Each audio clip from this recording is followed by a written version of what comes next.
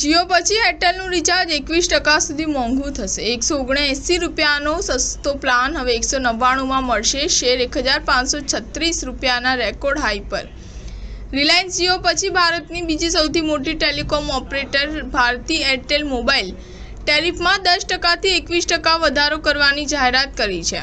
Sunil Bharati મિત્તલની telecom કંપનીએ કહ્યું હતું કે 3 જુલાઈ 2024થી મોબાઈલ ટેરિફમાં સુધારો કરશે। હવે 179 રૂપિયાનો સૌથી સસ્તો પ્લાન 199 રૂપિયામાં મળશે, તે પણ 28 દિવસની માન્યતા। અમર્યાદિત કોલિંગ અને 2 GB ડેટા ઓફર સાથે મળશે, જ્યારે 265 રૂપિયાનો પ્લાન 299 રૂપિયામાં મળશે। આમાં પણ 28 દિવસની માન્યતા સાથે દરરોજ અમર્યાદિત કોલિંગ અને 2 GB ડેટા ઉપલબ્ધ રહેશે।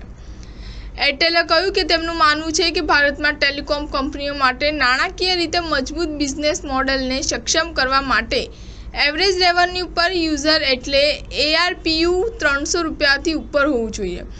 અમે એન્ટ્રી લેવલ પ્લાનમાં 70 રૂપિયા પ્રતિ દિવસનો વધારો કરી રહ્યા છીએ।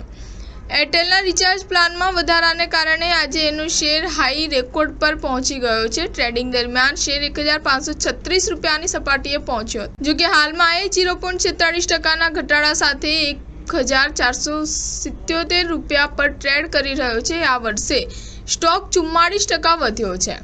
સ્ટાર ન્યૂઝ 7 હંમેશા સચ્ચાઈની સાથે।